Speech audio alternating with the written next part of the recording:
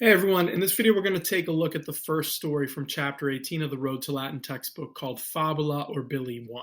So in this story, or in this chapter rather, you're going to be introduced to a new type of saying verbs in Latin, a new way of saying verbs, I should say, called the passive voice. Now, this is actually a pretty tricky and a little more in-depth grammar unit than we've kind of seen in the past few chapters. So what I'd recommend for you is before you dive into the story, if you want to see the story in a different way and kind of get a bunch of grammar notes and videos, things that will help you practice problems, go to my textbook, check out the Nova Latin site, go to chapter 18. You'll see this story there. It'll have, things like highlighting the cases for you, English translations, things like that. But you'll also get all the grammar notes. So it'll include the discussion points from the Road to Latin textbook, in addition to my own notes and practice problems, and just things that I use in my class to help my students understand what's going on with passive voice. And there's also a few other YouTube videos that I've recorded on passive voice just to help my students through. And if this helps you, I'd highly recommend that you do it as well, because it'll be a little tricky to understand this chapter as compared to the past ones we've done, because it's coming back to the verbs, and it's giving you a new way to express them, which is what we call passive voice. And I'll show you what that means in a second. So I'd highly recommend that you take a look at the textbook. I also have vocab help there for you if you want to do a Quizlet. Look at some English derivatives, just different things that'll kind of help you out as you work your way through this chapter. But before you dive into reading the story, again, I always tell you should look at the vocab, practice it, make sure you feel really comfortable with the words. It's very difficult to understand what's going on unless you know what the words mean. So you should always start there. Then go over the grammar. Like I said, you can use my textbook to do that because there is a new grammar new set of grammar in this chapter. It's a little tricky. So once you've done that, you're in a pretty good place, or you'll be in a pretty good place to read the story. Now, you want to use what I've described in other videos as the read and reread method. So read the story out loud. So first of all, find someone from class if you can, that you could read the story to practice your speaking, your pronunciation. And then if you can find someone from class and not just some random family member, which will still be good, by the way, the family member will help you with your speaking. But if you can find someone from class who can read it back to you, this way they can practice their pronunciation and you can practice your listening skills. So if you can find someone to read it back to you, that listening component is really important. Will help you out a lot. So always try to do that. You want to treat Latin like a language, right? Not necessarily like a puzzle that you're just unpacking. And the reading and listening element of that and speaking as well are really important. So you never want to shut those skills off. So once you've done that, you're probably in a pretty good place. Then you want to move forward, read the story, and note anywhere you're getting stuck. So the first read is just to try to see what you understand. Write down any words you don't know, grammar, things like that. Then go back and kind of shore up those holes in your knowledge and be like, okay, I don't know what's going on with this. Let me go look it up. Once you've looked up the words you don't know and you've practiced some of the grammar you didn't quite understand the first time, you want to read the story again. And when you get to that second read, it should make a lot more sense. So I'd always encourage you to take that strategy with you. And I've mentioned it in other videos, but it's worth repeating. It's a really good way to really work on your Latin skills. Now, before we dive into the story, I just wanted to give you a quick overview of the grammar. And again, the in-depth version is on my site. So just go take a look, do what you got to do. But the short version is this. In this chapter, you're learning something called the passive voice. So Latin, just like English, has two voices, active and passive. You've probably heard this before, but usually, at least in my own experience, I remember in elementary school, they taught us not to use passive voice. And back in the day, if you were typing something on Microsoft Word, which I know is probably old at this point, it would actually highlight sentences that were using the passive voice and tell you it was wrong. So I feel like we've kind of shied away from it in English, but it's really important in Latin. And even in English, you should never be afraid to use the passive voice. There is a time and place for doing it. And again, I've explained all this with examples on my website. I'd encourage you to go there and take a look. But the general idea is this.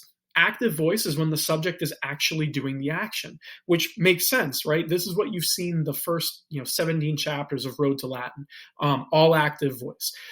And it makes sense because in English, if you say you live an active lifestyle, you're doing things, right? You're always doing things. Passive is different. The passive voice, or a passive voice verb rather, is when the subject is receiving the action. In other words, something's happening to the subject, but the subject is not actually doing anything.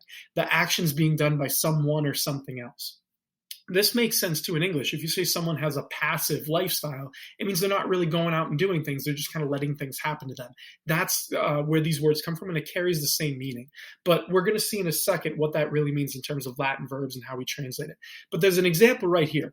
If you were to say in Latin, servi aquam portabat, right, the slaves were carrying water. That's an active voice sentence, right? Slaves is your subject, and they are actually carrying water, or they were carrying water. But if I flip it, I can express the same thing without actually saying it the exact same way. So you could say, aqua a servis portabatur. The water was being carried by the slaves. So the slaves were carrying water. Water was being carried by the slaves. It means basically the same thing, but I've done it in a different way. The second version, aqua a servis portabatur, is passive voice. My subject is the water, but the water's not doing anything, right? Water isn't carrying anything. It's being carried. And this is what the passive voice is all about. And again, you can see on my site, I explain, you usually use this when you're trying to de-emphasize the subject, right? It's not really important, or rather, you're de-emphasizing who's doing the action, right? So in this case, you could just say the water was being carried. That would be totally fine. It means it doesn't really matter who was carrying it. It got carried, right? That's kind of one use of the passive voice that we're going to see. So how do we form this? Well, it's the same process as active voice. So the three tenses we know so far are present, future, and imperfect, right? You do the exact same thing, which involves going to the infinitive, dropping the RE, and then adding your endings, or maybe putting a ba or a bo, be, boo, or the A and 5 E's, depending on what tense you're doing. The process is the same. The only thing that's different is you use different endings. So instead of using OST, must, or bom, ba, spot, or the different active endings we've seen, you use passive endings, right? The passive voice endings are R, R-I-S-T-U-R, M-U-R, M-I-N-I, N-T-U-R. They mean the same thing. So R is equivalent to O. They both mean I.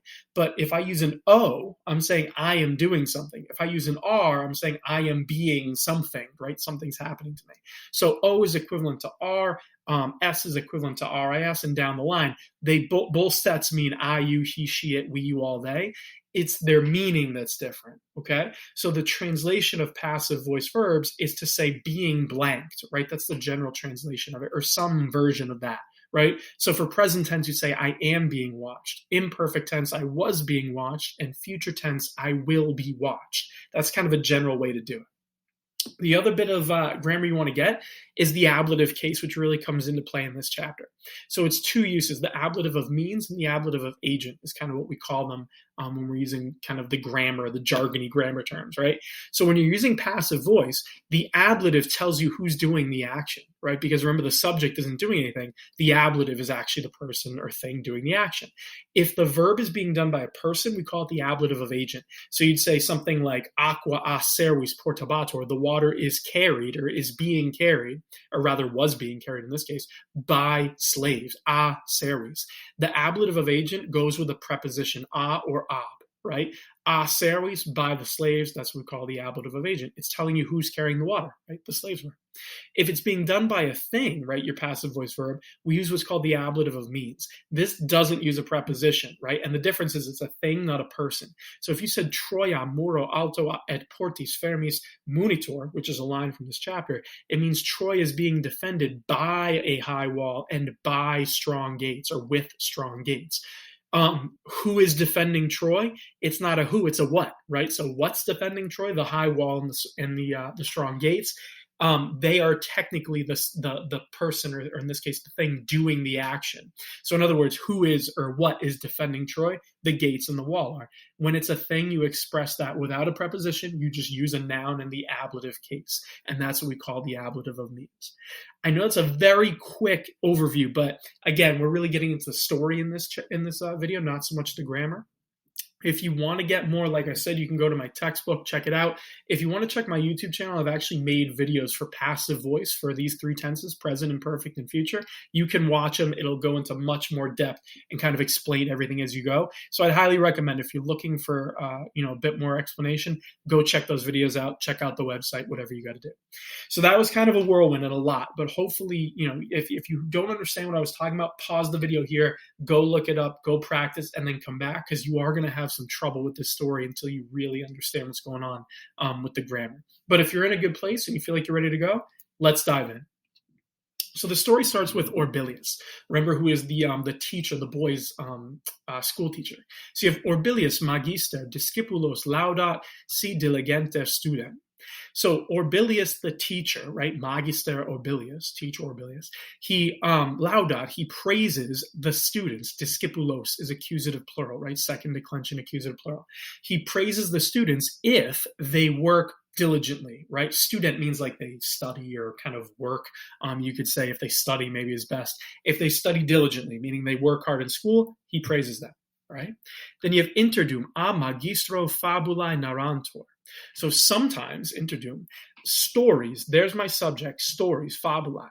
My verb is narrantur, and you can tell right away it's a passive verb because of the ending, the NTUR. So it doesn't mean the stories tell, right? That doesn't make any sense. How can a story tell something? It's saying the stories are being told, or are told, you might say.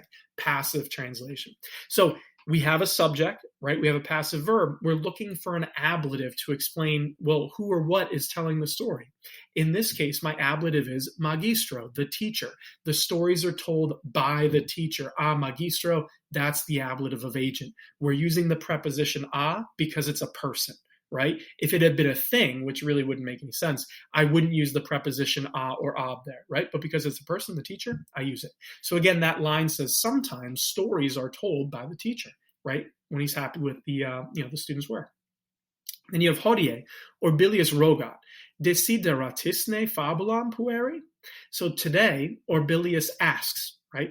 Active voice verb rogat, so he is asking. And he says, desideratisne, do you want? The ne means he's asking a yes or no question where he actually doesn't know, right? Do the boys want this or not? 50-50, that's what the ne means. So he says, do you all, right? TIS, it's an active verb.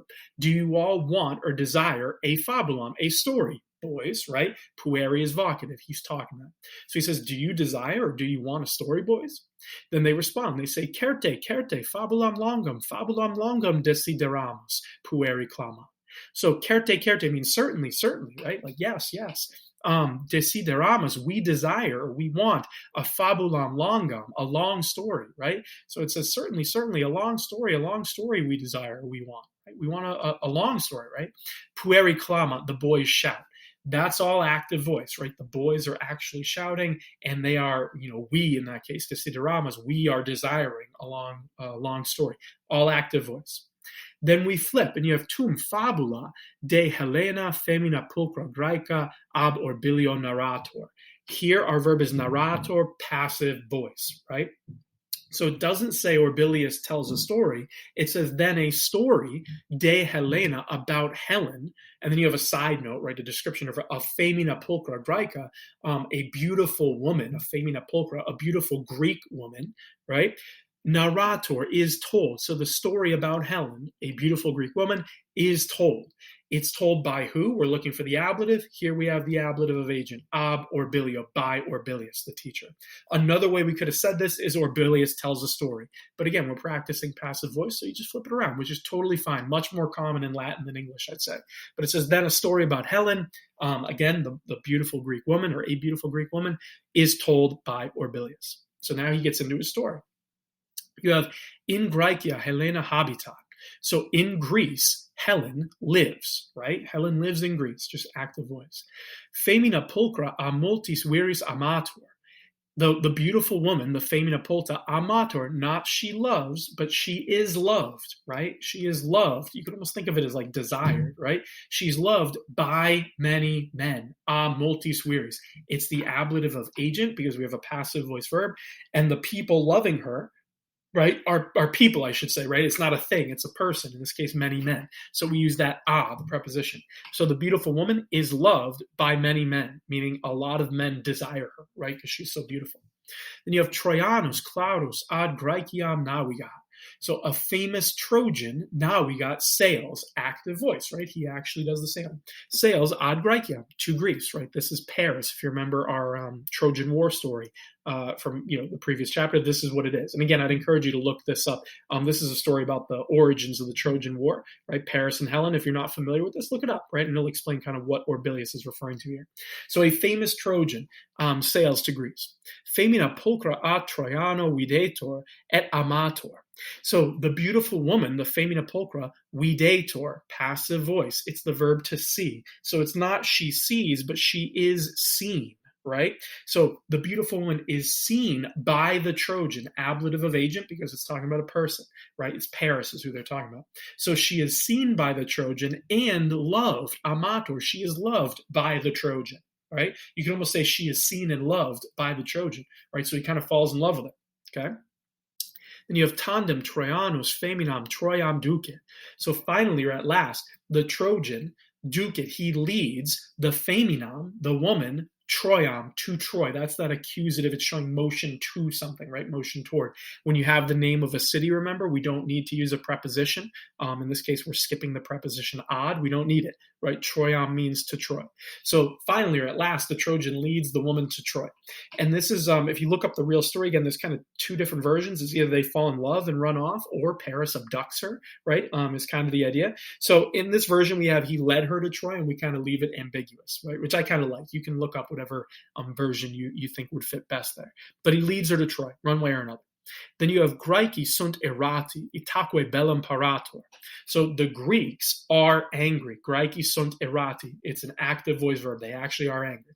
And so, right, we have this sort of new clause here. And so here we have parator, a passive voice verb. So it's not they prepare, but something is prepared. The subject is bellum, which is a neuter word, which is why you have the um ending there. It's nominative singular. So you have, and so war is prepared. You could have written this as the Greeks prepared for war, right? But either way, you're just using passive voice. It's totally fine. So Paris, the Trojan, takes away Helen, and so the Greeks are mad and they prepare for war. Literally, war is prepared. Arma et frumentum et armati honeraris ad horas Trojanas mittuntur. So arma, weapons, and frumentum, grain. It's kind of like food, right? They're preparing for war. Grain et armati, armed men or soldiers. So weapons and grain and soldiers, mittuntur, are sent. There's my passive voice verb, right? Ntur, they are sent. And it's just present tense. They are sent. Honeraris, how are they sent? This is your ablative of means. They're sent by, you might say, right? By merchant ships, honeraries, by ships to the shores, ad horas, Trojanas, the Trojan shores. So you have a passive voice verb. How did they get sent is kind of what you're really saying here. Honeraries, they are sent by transport ship to the shores of Troy, right? That's just accusative. It's where they're going, right? Or literally to Trojan shores, you'd say, okay? So the Greeks prepare. This is the famous story of Helen, the face that launched 1,000 ships. Supposedly the Greeks send this massive armada of 1,000 ships, and they're off and running to Troy. Again, look this up if you didn't before, the story of the Trojan War, and you'll understand what they're talking about here. Then you have in oris Troianis Graeci castra ponent. So on the Trojan shores, in oris Troianis, right? It's ablative, so it really means, you could say in the shores, but that doesn't really make sense. It's more on. So on the Trojan shores, meaning when they get there, the Graeci, there's your subject, the Greeks, castra ponent, they pitch camp or they make camp, right? So they camp out on the Trojan shores. Troia muro alto et portis firmis munitor. Here's that example I gave you earlier in the video. Troy, meaning the city of Troy, munitor, is defended, right, or is being defended. It's passive voice by what? By muro alto, by a high wall, and by portis firmis, by strong gates, right? Firmis portis. So these are the ablative of means because you're talking about things, right? What's defending Troy? Muro alto et portis firmis, right? Ablative. So Troy is defended by a high wall and strong gates, which is true. When you look at depictions of Troy, the walls of Troy are what it's famous for, right? And again, I'd encourage you to look this up, but you can see the big walls they have. Then you have postea castra graecorum fossa et vallo alto muniuntur. So after, right, or after the castra graecorum, the camp of the Greeks, right, genitive plural, the camp of the Greeks, muniuntur, right, the camps, you might say, castra, the camps of the Greeks, are defended, muniuntur, they're also defended by a fossa, by a ditch, and a vallo alto, right? So they're fortified, you might say, defended, fortified, however you want to do it, by a ditch and a high rampart. So a wallum is sort of like a wall, but it's not at least the way I always interpret it is it's not like a stone wall. It's more like a wooden wall, and it's not as big. It's one that you could kind of quickly put up and defend if you're on the move. So when they're making this camp, they're not staying there forever. So they're not building stone walls. It's just more like a wooden rampart, you might say. So the Greek camps are also defended, right? And the camps of the Greeks, they're fortified by a ditch and a high rampart. Then you have Graeci Troianos non timet, sed a Troianis timentur. So your subject is the Greeks, right? So the Greeks, they non timet, they do not fear the Trojanos, the Trojans, okay? So this is active voice. The Greeks do not fear the Trojans. Trojans is your accusative plural noun. But now you have a new thought with your conjunction. But timentor, not they fear, that's tement, but timentor means they are feared, right? It's passive. They are feared a Trojanis, by the Trojans. There's your ablative of agent, right? So again, to repeat that, this sentence is kind of a good one because you have the same verb and kind of the same idea in two different ways, one active, one passive. So again, you're saying the Greeks do not fear the Trojans, but are feared by the Trojans, right? So it's saying the Trojans are afraid of the Greeks, okay? Diu bellum gerator, for a long time, diu, right? For a long time, bellum, war, is waged. Gerator is passive voice, present passive. The TUR ending gives it away as being passive, right? So for a long time, war is waged. If you want to follow the myth, it's 10 years, right? So for a very long time, they're fighting this war and besieging Troy. Armati, gladiis, hastis, sagatis, pugnat. So the armati, the soldiers, the armed men, pugnat, they fight with gladiis, with swords, and hastis, and with spears, at sagatis, and with arrows, right? It's describing what they fight with. So they're fighting, right? The soldiers fight with swords, spears, and arrows, okay? Et Graeci, et Traiani, a viris claris ducuntur, sed Dei victoriam non dat. So both, or both and, you might say, et, these correlatives, when you put them together, you say both something and something, right? So both the Greeks, Graeci, and the Trojans, right? So both of them, ducuntur, they are led, right? It's passive voice, not active. So you're not saying they lead, you're saying they are led. We need an ablative to say who's leading it, right? You're expecting it to be an ablative of agent because they're probably being led by a person. And you have the answer right here, a viris claris, right? By famous men. So their generals are very famous. And when we dive into it, or if you look it up on your own, you see these are people like, Achilles is in there, and Hector, the famous Trojan prince. These famous people, Ajax, famous men are leading on both sides. Okay, so again, both the Greeks and the Trojans are led, or you could say are being led by famous men, viris claris, but Dei, the gods, non dant. There's an active voice verb, so they do not give victoriam, victory. There's your accusative. So the gods do not give victory. So the idea here is they're fighting, they've got famous people on both sides, but neither side is winning. That's really what it's getting at.